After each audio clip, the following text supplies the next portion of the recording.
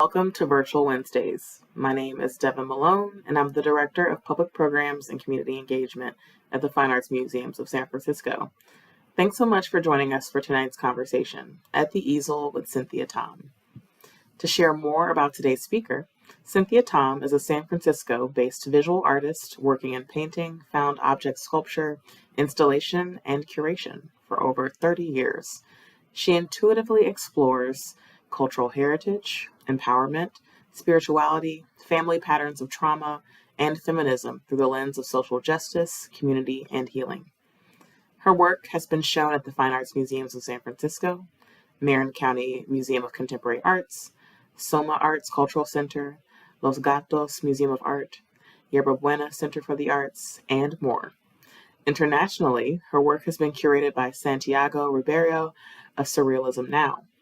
Her archives are in the collections at the California Ethnic and Multicultural Archives and the Smithsonian's Archives of American Art Collection. She's also the founding director of A Place of Her Own, an art-based healing program for women of color and communities of color. Participants learn to explore and challenge chronic heartache and limiting beliefs due to ancestral trauma and colonization, gaining tools to access intuition and nurture self-care. Alumni of the program are invited to participate as exhibition artists, workshop facilitators, speakers, and event coordinators. Join me in welcoming Cynthia Tom, and please be sure to watch the chat for a link to a follow-up discussion on Zoom with Cynthia and alumni of A Place of Her Own. Thanks. Good evening. Thank you, Devin. Welcome, everybody that's coming today. Thank you so much for being here and showing up for me. My name is Cynthia Tom, and I've been a visual artist for 32 plus years and doing community arts, working in the community. And I wanted to start out by thanking the Fine Arts Museum of San Francisco's Public Program Department for creating ways for us to interact with community, because there's hundreds and thousands of us artists out there with a lot to share and hopefully help. And also thank you to the Yerba Buena Center for the Arts, the convening grant, Chris Matos, JW Deal, Susan Almazal, and I also wanted to say that I live and work on Coastal Miwok ground. So today I was asked to talk to you, share how I use cultural heritage, haute couture, and ancestral healing as art mediums and inspiration. And I'm gonna show you in a little snippet in 30 minutes how I went from working with just personal favorite aesthetics and images to building a life that's all around social justice and healing in the arts. I'm gonna show you a snapshot of a painting that I created and how I got to this final painting, this woman crawling on rice. It started with, I have a ton of magazine images. This is before cell phones. I started tearing out magazines, images. And when I start, I just plunk the idea down on a canvas and I don't have the finished idea. And sometimes the paintings can sit for years. I'm showing you here the uglies. This is how I start my work. And normally artists will not show you the ugly parts. And so this is her evolving. And interesting enough, this was done at the DeYoung Artist in Residency space on Irving Street in San Francisco while the DeYoung was being built. And like I said, I normally have about 10 to 20 paintings just going at the same time so I don't get blocked. And I didn't know what to do with this painting. It just kind of sits. But I just have confidence that the right idea is going to show up at the right time. I'll usually sit with coffee in a rocking chair and just have different paintings all around. They're all different sizes. And I invite friends and family to come and sit and stare at the pieces with me. So this piece eventually, I don't know why the rice came up for me. And painting rice is not fun. I mean, it is meditative, but I had to paint each one of these one at a time, highlight, shadow. And I normally don't know what the pieces mean when I'm painting them. And the titles often are as informational as the painting itself. The title for this painting just bubbles up in my imagination. This is called Research Series 3, Anthropologic Dig.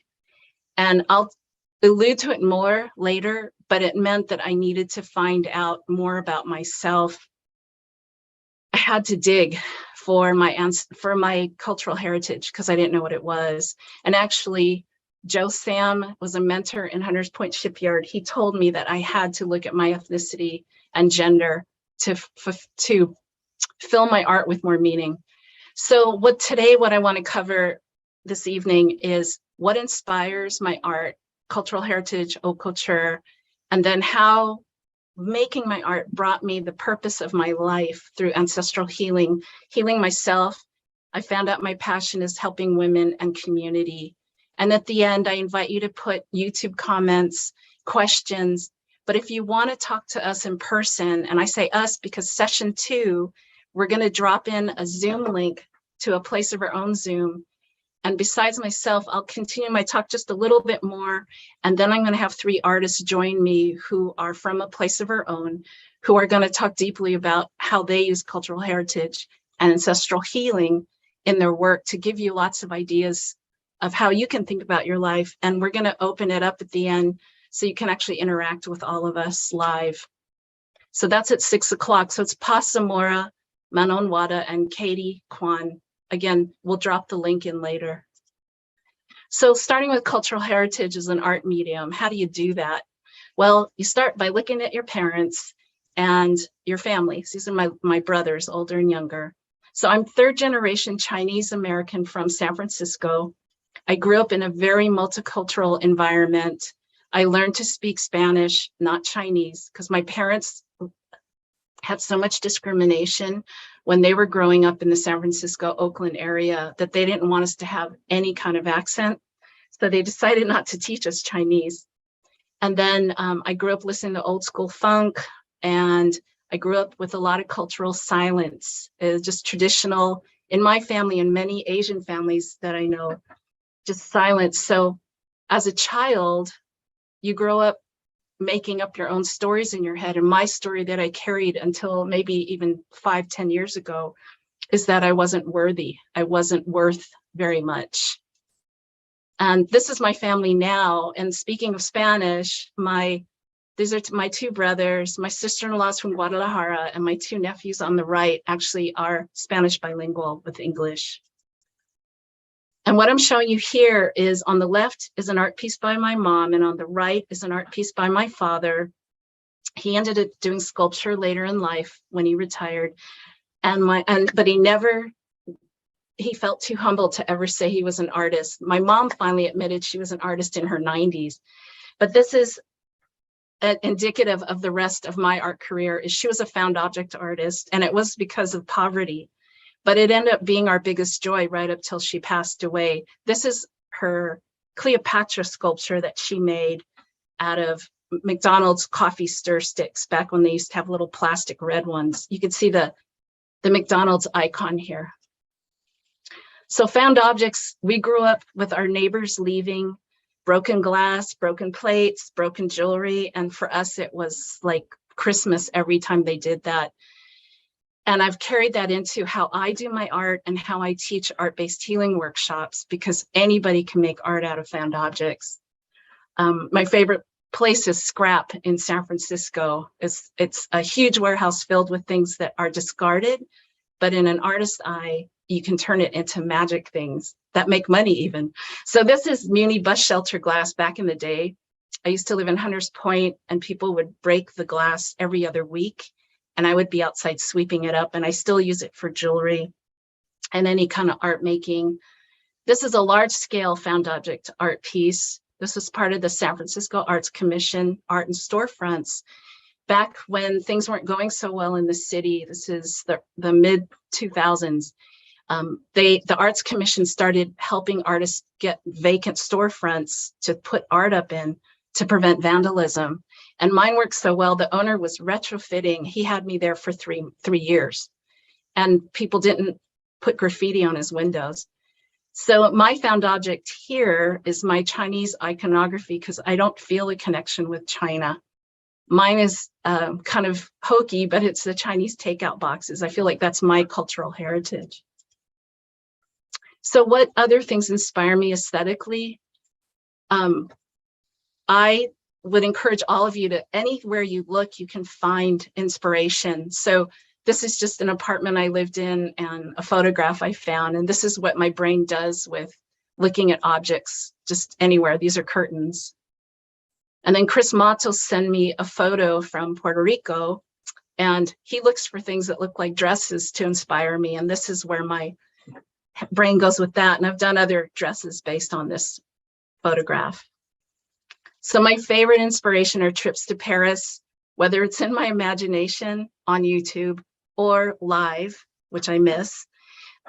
Just everything there just fills my heart with joy and inspiration. And also I've just put Vogue here. I wanted to put up runway photos of like Lacroix and Galliano, and those guys just inspired me with color and shape. But I didn't know if I could do that without getting permission of the photographer. So you just have to go with my photos. The other things I love are wedding dresses, and not for the wedding, but for the dress, the shape and sculpture. And this is one of the first dresses I did early on. So I just love the shape of the dress. I don't even know why, but I don't question why. I just allow myself to trust my intuition. And then this is a more stylized, where I started going with it was putting in a psychological piece. So this particular piece is about being able to play. This is a trapeze, like a circus. And then the ladder is like easy to escape out of or to climb into as refuge. And then another place of inspiration for me is things like having a .com job, which I was able to keep for 9 months because the money was good, but the commute was an hour and a half each way, 9 to 12 hours a day. I think it's insane. So I started painting images that allowed my brain to feel like it could expand. So even though I couldn't see it in real life, this was my aspiration, my imagination. The one on the right is called Solitude, and the one on the left is called Gardening at Night.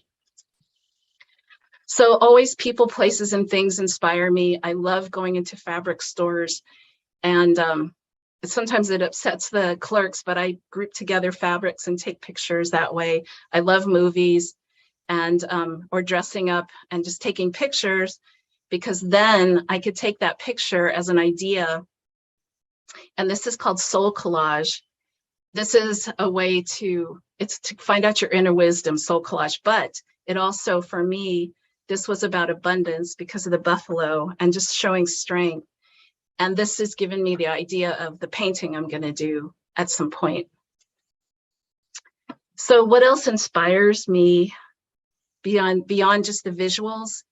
And it became the ancestral healing. It became about peeling away family patterns, and it's about self-archaeology. So again, if you remember this painting, it was about digging into my cultural heritage. That's what this told me to do. So one of the things I did in my 30s, because I grew up in a neighborhood that was so multicultural that everybody was always running around in everybody's house. We were all friends. We were all connected like a family. So I never felt like I had to identify or that someone was an other. It was we all shared space with each other like it was normal, like, I don't know, I wish it would be like that now. But I joined Asian American Women Artists Association to find out what about myself was Asian, because the multicultural neighborhood I lived in, but there's only 2 Chinese families out there, and it was me. Now the whole place is Chinese. This is Visitation Valley in Portola. But back then I didn't know.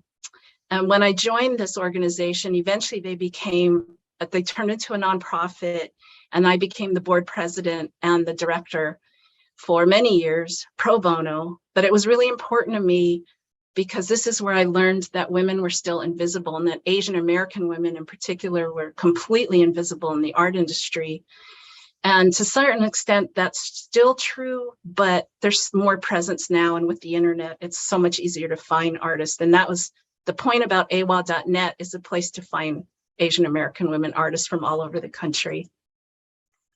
So as I was trying to find my identity, I also decided I wanted to find out why I kept being attracted and attracting dominant and abusive men. It was just a pattern over and over, and I was getting tired of it, and I didn't know how to stop it. So I ended up looking to my grandmother, my mom's mom, because I never saw my parents fight or disagree or even have a cross word. So I didn't understand where I was getting this pattern from. And I know my mom's side of the family, I have relatives that also were with abusive partners repeatedly or dominant partners. So I decided maybe my grandmother might have been worth examining. She died when I was a teenager. She didn't speak English. I didn't speak Chinese. And I swear she never saw me. I was in her house, but I felt like she didn't know who I was at all. And I didn't really know her. So I went to the National Archives, which is right by the San Francisco airport. And I was able to find her interrogation papers. So every Chinese person that passed through Angel Island was imprisoned and interrogated and either passed through to San Francisco or blocked. And it was just Chinese. I don't know why, but my grandmother, I found out her story was, and I found out from reading the interrogation papers because my mom didn't even know the story, but that my grandfather, who was born on Leland Stanford's property because his father was the head supervisor, groundskeeper. So he was privileged, but he went to China to find a second wife. His first wife had died, but second wife meant servant. So he went there, and in the interrogation papers, it says, my grandmother said that she met him 2 days before the village. Her clan's uncle gave her to him. And then she landed here. She got pregnant 7 times. And then my mom was the second oldest. And when she was 12, her father died. And he left them penniless. So I felt a newfound compassion for this woman I never knew. And I felt this screaming feminism come out of me because of this. So this is one of the first portraits I ever painted. And that's not my forte, but I feel like when I was painting this, I was trying to capture her eyes and her sadness. And I cried the whole time I was painting this. And I feel like that allowed me to let go of some very deep stuff. And I can't even tell you today what that is. But that's why I feel the power of art to help pass through pain, past, present, and future, like time traveling. And I started doing installations with her because I wanted people to know that there's this other side to the model minority myth that Asians carry around. Like we're crowned as engineers, dentists, doctors, and having these great lives and going to college, and my family's total opposite. So, and I wanted to publicly thank Sommert's Cultural Center for hosting a Dia de los Muertos that is multicultural. And that was the brainchild of Rene Yanez, now being taken over by Rio, his son, because Rene has passed. But this was the first time I did an installation, and I was really honored to be, even though I was Chinese, that I was allowed to be part of this typically Chicano process of Dia de los Muertos. So I started doing other installations. These are my mother's brothers and sisters. This is my mother here in the center. And I started sharing the story more. And this is the San Francisco Arts Commission Chinatown Gallery, which is sadly not there anymore. The curator, Janice Hom. But my mom started telling me her stories from her childhood because of this. And it's the first time, this is my mom. This was the youngest picture I could find of her. These are vintage photos that I put on fabric. And I started sewing them into pillows, hand sewing them. And I can't tell you why, but it was very healing on a lot of layers. But this is a picture of my mom. And she shared that before she was 12, her father traded, he didn't have money. He gambled all his money away, but he was an opium addict. So he would send her to get his opium, and she was the trade for the dealer. Her body was the trade with the dealer. And she was never angry. After she told me this, I felt like she like let her shoulders drop. Someone's listening to her. And she didn't try to tell anybody before. And she said, what could I do? My father needed it. He was sick. So it was a very sweet way for her to be in the world and forgive him immediately.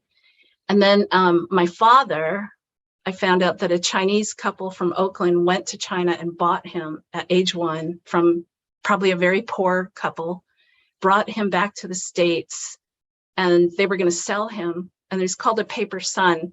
that's a whole nother story I don't have time to go into right now.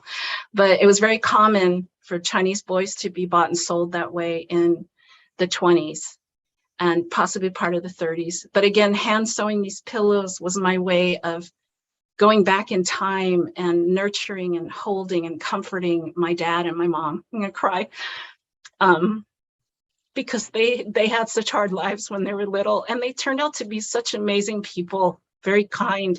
Anyway, my father and mother pillows, I started making more and more of these pillows. I probably have about 60 of them or 70 of them now. And I started putting my grandmother on the pillows, and then my father. These are my father's pictures. I also found out this is an orphanage with my father's picture. I didn't know about till I started sewing the pillows. And then eventually I put them into art exhibits all over the Bay Area. And then I've been on the East Coast, the Midwest, and now the West Coast. And this was Gallery Route 1 in Point Reyes, California. And I have to really thank them because they just gave me the gallery and said, do everything you want to do in here. You don't have to hold anything back. Because it is a tender thing to talk about human trafficking, especially when people are going to go to an art gallery as tourists. But they said, no, we want you to just speak your story, tell the truth. And I have to thank them for that. And it was called Discards and Variances, Human Trafficking from a Chinese Family Perspective.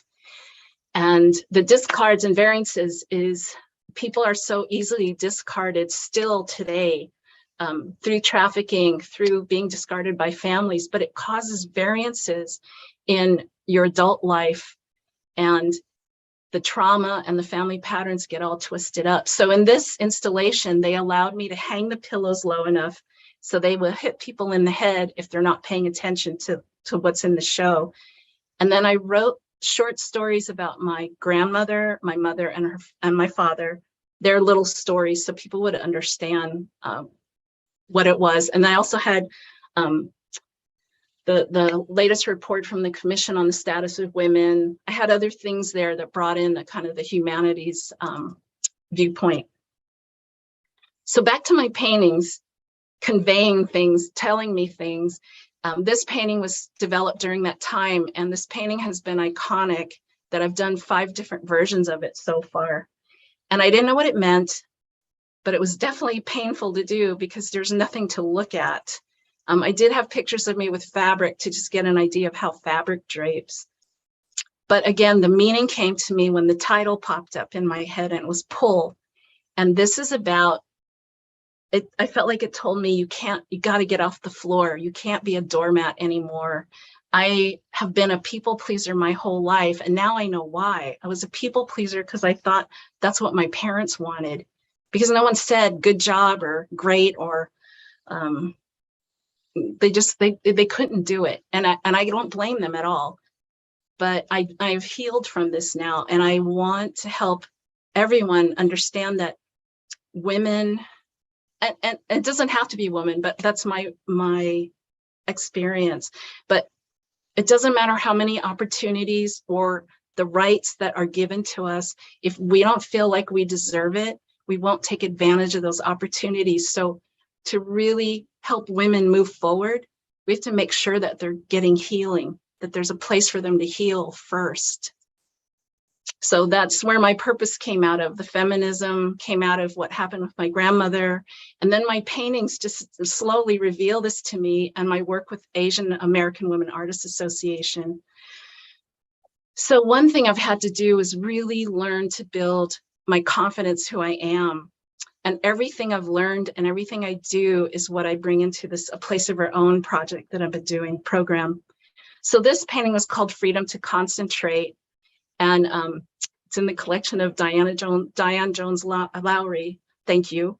But this painting started as a white, simple painting, kind of demure. And if you look in her skirt, there's this little stage. And I painted this in early 2000. This is kind of a close-up. It's not as in focus as I like, but the idea is there's this little dress form on stage in the middle of her skirt. And this means that you have permission to play different roles in your life, depending on who you're around. It could be for work, it could be for your family, you have to be a certain way, but realize that that's not who you are. That's the role you have to play because you're a human and you have to be here. But that the bigger you, the authentic you, the one that you know, the feelings you have, the things you like, the things that are meaningful to you, all go towards giving you the confidence to be your authentic self. And that's what the flourish is. That's who the power is. So along those lines, also speaking for women and feminine energies, I started this painting, and it's based on the Emperor's Tomb in China. And ever since I was a little kid, I needed to say, where are the women in this? So I couldn't create a piece that big. So I started a sketch that just was like a meditation on bringing women together so they stop fighting, they stop being competitive with each other, and don't work from lack and scarcity, because that's a learned concept from patriarchy. And the cool thing is, when I was doing this, the Smithsonian decided to take their 1977 What is Feminist Art collection and bring in a new, fresh wave of feminist artists. And I was invited, and this is the piece and the intention that they put in the permanent collection. So I'm really proud of that. So this was the final painting of the first in the series of, I hope, 5 paintings. So this is the beginning of just quietly gathering, women gathering and learning to trust each other. And over time, I'm hoping that the paintings, the dresses rise, because to me, that's women finding their voices. And then they become more colorful, just like that painting where the big flourish. And then this painting is on my wall in my living room. I will never give it up, because this was the painting that told me what my life was about.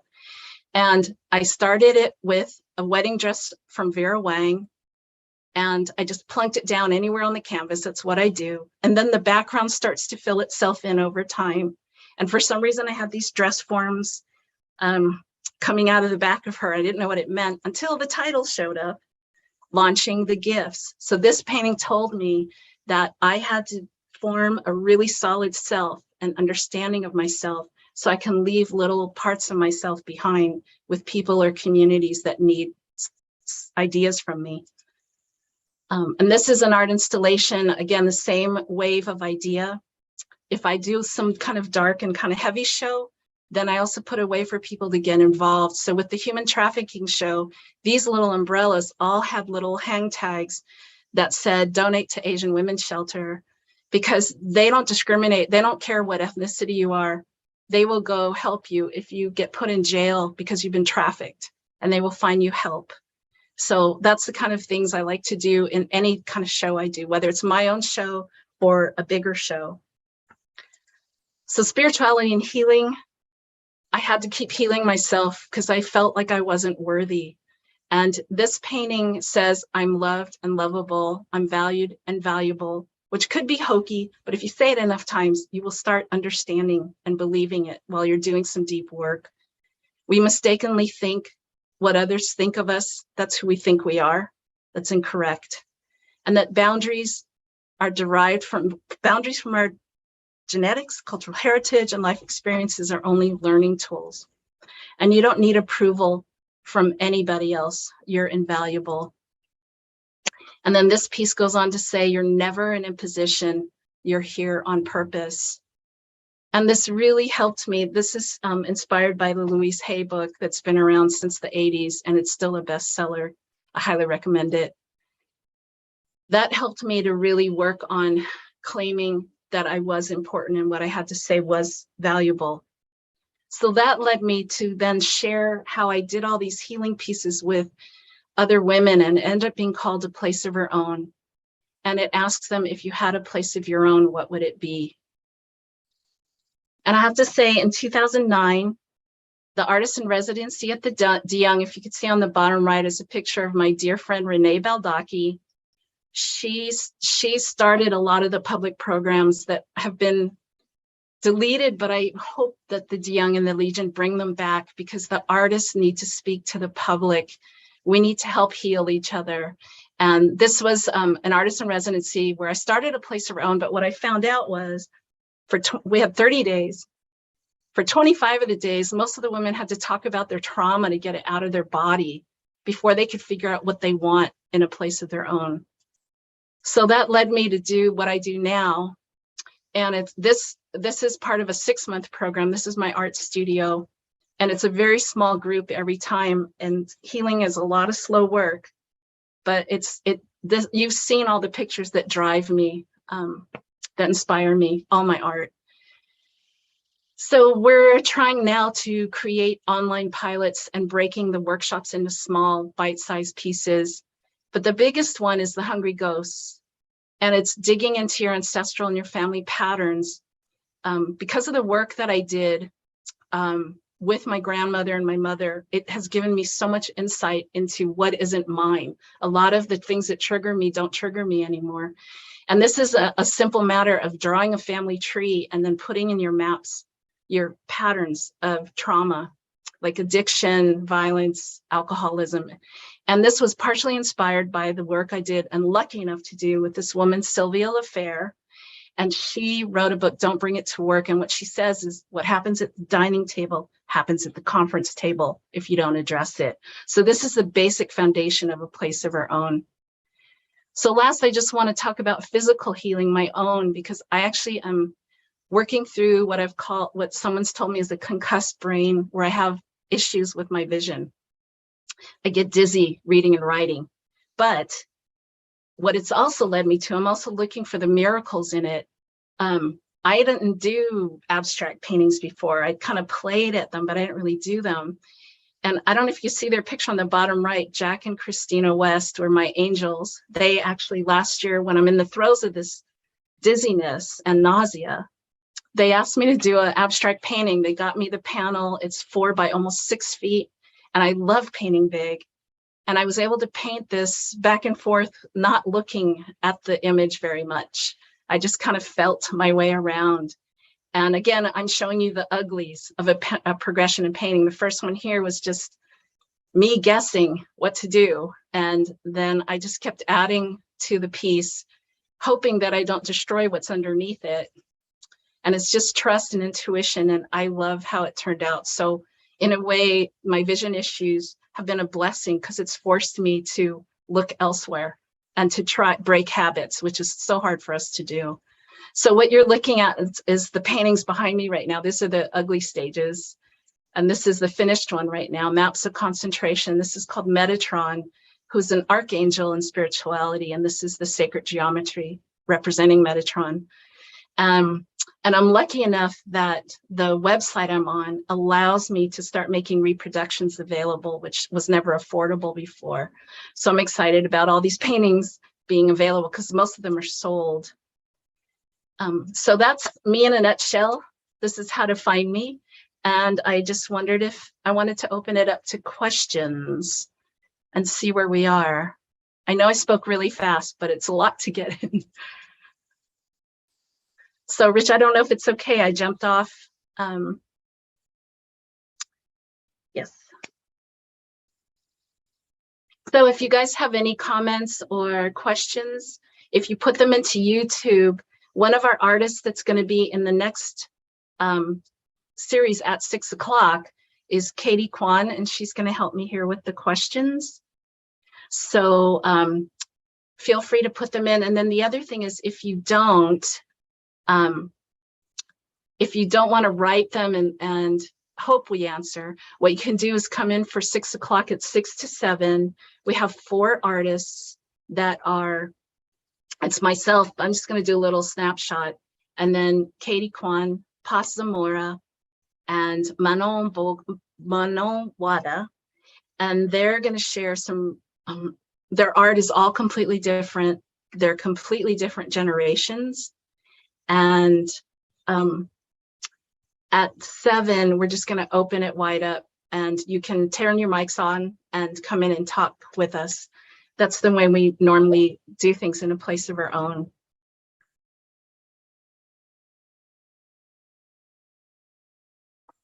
Hi, Katie.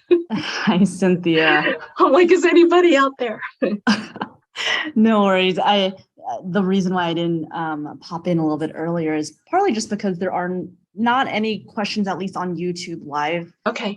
There's a lot of love for you, though, from many different pockets of your network and, your friends and all the connections that you've built over the years. So there's a lot of love there for you. Thank you. One of the questions that someone did pose, though, I think the single one that we have at the moment, is what can people do, or resources to look at? What can people do to support Asian American artists today? And then maybe what resources do they have to look into? Well, I can selfishly say, please go to awa.net. So that's AAWAA.net. And really hardworking organization, always going after grant money, which is always really small. A lot of people working for free. And right now, I think there's 50 artists up on there. And we're trying to get more. But if you click on any of them, you can actually see their artwork, read their statement. And I will say that largely, if you do any artists of color, but I can speak for women and also for Asians, artists of color, they tend to work in these realms of deep thought and community engagement and social justice. There's a lot of social justice. And where I live up in Marin, I know there's some organizations that want help, that are white-led, that want help understanding how to understand BIPOC communities. And one of the best things you could do is start looking up artists online, but go to the groups. Like, I know for sure Asian American Women Artists Association. You could find out what they're doing right now. Our more senior members have a show up in Tanforan at a place called AZ Gallery, and they're called the Five Sansei Daughters. That's SANSEI. And they're all exploring the internment camps and the effects on the Japanese community, which is so recent and so crushing. And all the trauma that comes out of that unspoken is, so you can find the artists that way.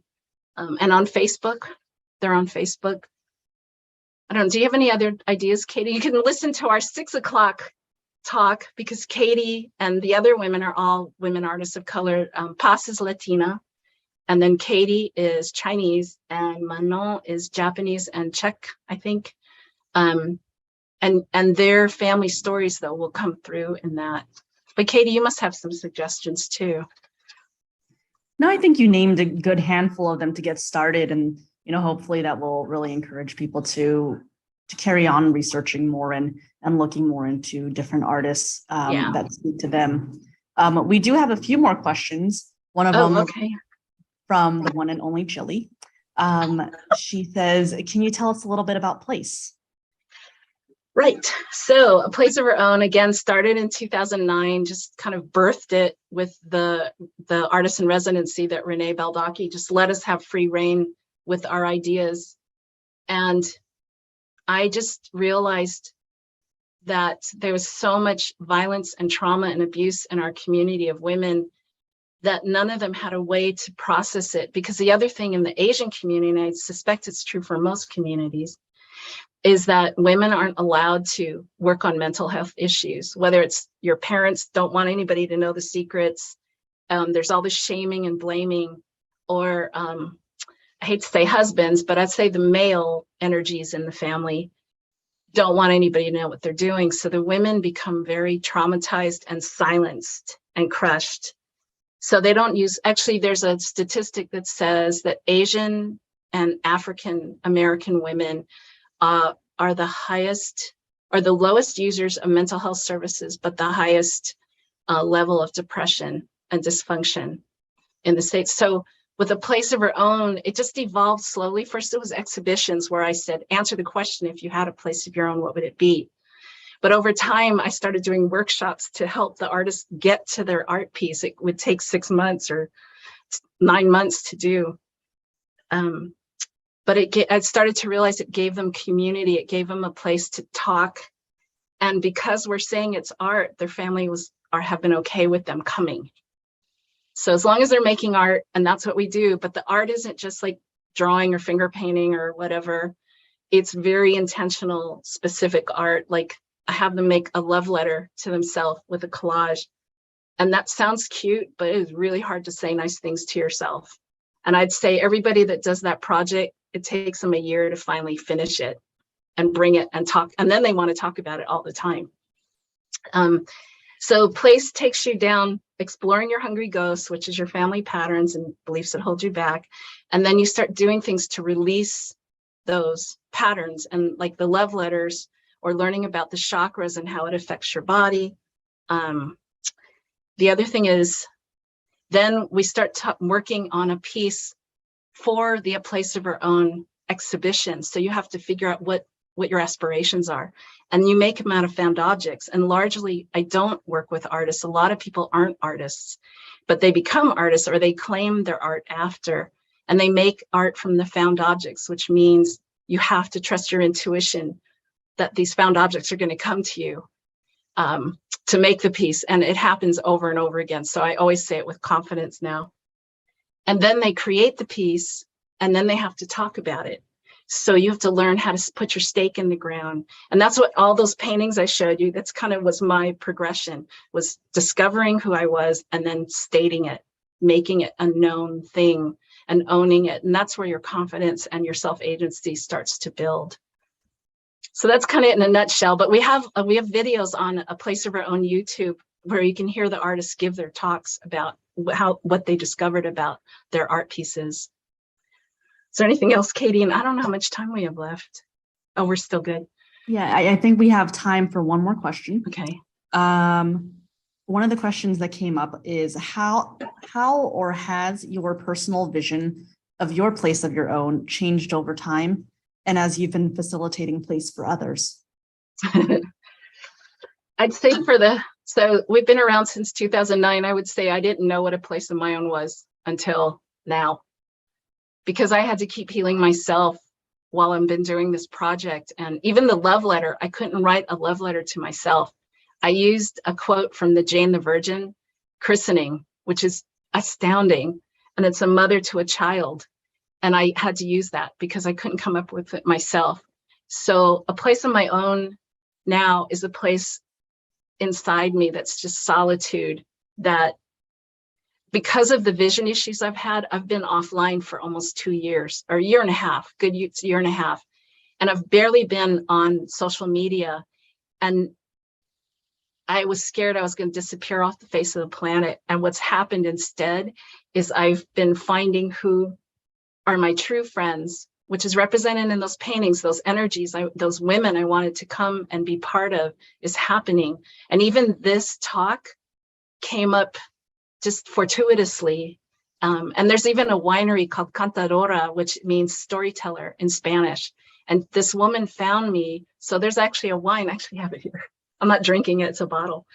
But she's starting, this is a new winery she's starting, and she's featuring women who work with the community on her wine to tell their stories. And then she gives part of the percentage of the money back to the organizations we work with.